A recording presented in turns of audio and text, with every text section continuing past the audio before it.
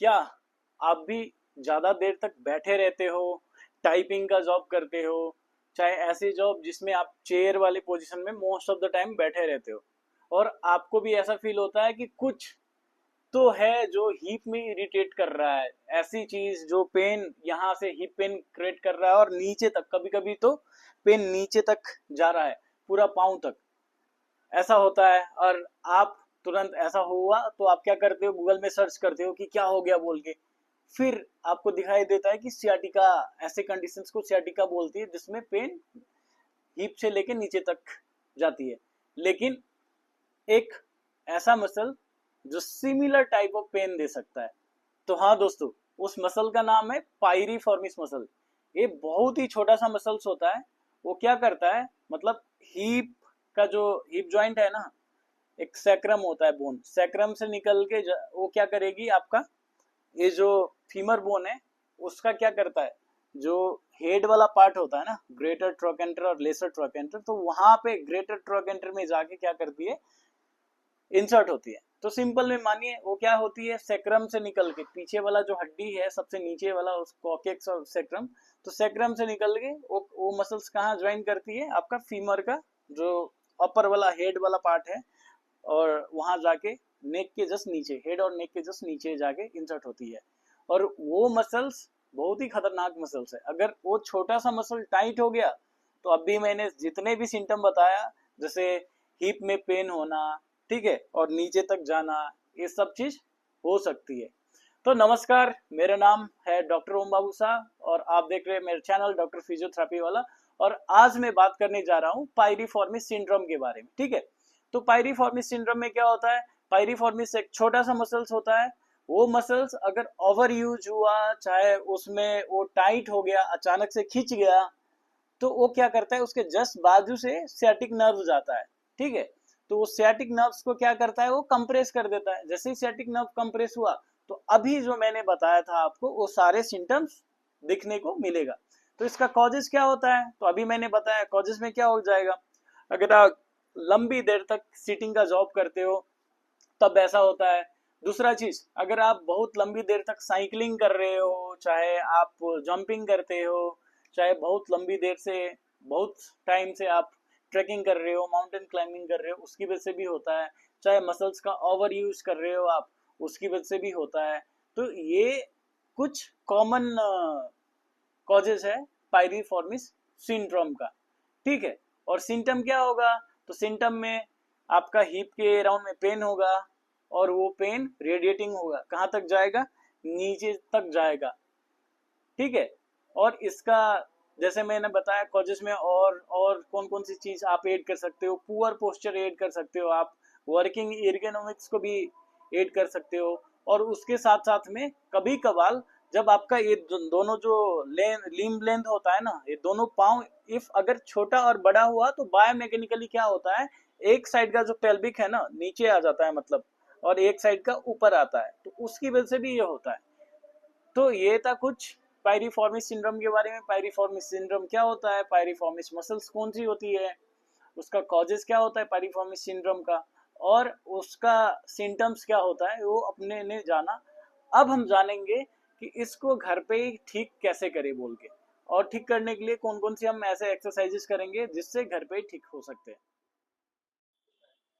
सबसे पहला जो एक्सरसाइज है, हम क्या करेंगे उसमें, सबसे पहला एक्सरसाइज में ऐसे बेंड करेंगे नीज को और चेस्ट की ओर लेके आएंगे जितना हो सकता है उतना, ठीक है, और होल्ड करेंगे 10 से 15 सेकेंड, और फिर नीचे जाएंगे। फिर से सेम चीज रिपीट करना है, ऐसे जितना हो सकता है उतना लाएंगे क्लोज टू द चेस्ट, और फिर नीचे जाना है। ये 10 से 15 बार करेंगे, ठीक है। उसके बाद दूसरा एक्सरसाइज हम क्या करेंगे, इसको सेम ऐसे करके ऐसे स्ट्रेच करना है जितना हो सकता है उतना, ठीक है, और होल्ड करेंगे इस पोजीशन में 10 से 15 सेकंड के लिए। ऐसे करेंगे तो आपको लगेगा यहाँ से यहाँ कुछ खींच रहा है ये, ठीक है, और फिर रिलैक्स, सेम ऐसे करके ऐसे खींचेंगे। ये जमीन, बेड से थोड़ा ऊपर ही आप रखिएगा, जमीन से थोड़ा ऊपर ही टो को, तो ज्यादा अच्छा स्ट्रेच फील होगा। ठीक है, ये 10 सेकंड के लिए होल्ड करेंगे, 10 से 15 बार ये भी करेंगे, ठीक है। उसके बाद क्या करेंगे, उसके बाद ऐसे करके इसको होल्ड कर लेनी है, ठीक है, और उसके साथ साथ ऐसे करके स्ट्रेच करनी है, ठीक है, और होल्ड करनी है इसको 10 सेकंड के लिए, और फिर रिलैक्स। सेम चीज फिर से 10 से 15 बार करेंगे ये, ठीक है। सेम चीज को करना है, अभी अपने नी जॉइंट में पकड़ा, अब यहाँ पे पकड़ के करनी है, यहाँ पकड़ा और फिर इसको ऐसे खींचा और होल्ड किया, ठीक है। नी जॉइंट में पकड़ेंगे तो इफोर्ट थोड़ा नीचे आएगा, जब यहाँ पे पकड़ेंगे तो इफोर्ट एग्जैक्टली जॉइंट लाइन के बीच में आएगा, ठीक है। तो ऐसे करके स्ट्रेच किया, और ये डायरेक्टली पायरिफॉर्मिस मसल्स का स्ट्रेचिंग है, ठीक है। ये भी 10 सेकंड के लिए होल्ड करेंगे, 10 से 15 बार करेंगे। ये कंप्लीट हो गया इतना। उसके बाद हम क्या करेंगे, साइड लाइन में लेट के, साइड लाइन में लेटने से पहले आपको मैं एक और एक्सरसाइज ब्रीजिंग बता ही दे रहा हूँ। उसमें क्या करनी है, ऐसे ही लेट के बस आपको ऐसे ऊपर की ओर ये उठाना है, ठीक है। होल्ड करनी है 10 से 15 सेकेंड, और फिर नीचे आनी, फिर से उठानी है, होल्ड करनी है 10 से 15 सेकेंड, और फिर नीचे आनी है, फिर से उठानी है 10 से 15 सेकेंड, होल्ड करनी है, और फिर नीचे आनी है। ये भी 15 से 20 बार करेंगे। अब हम साइड लाइन में आएंगे। साइड लाइन में क्या करनी है, ऐसे ये किया, इसको ओपन करना है ऐसे बस, ठीक है। इसको ओपन करेंगे, 15 से 20 बार करेंगे ओपन मूवमेंट ये, ठीक है। ये हो गया। उसके बाद हम क्या करेंगे, इसको ऐसे लिफ्ट करेंगे, ठीक है, ऐसे लिफ्ट किया, ये भी 15 से 20 बार लिफ्ट करेंगे। ये कंप्लीट हो गया। तो उसके बाद हम क्या करेंगे, ऐसे लेट जाएंगे।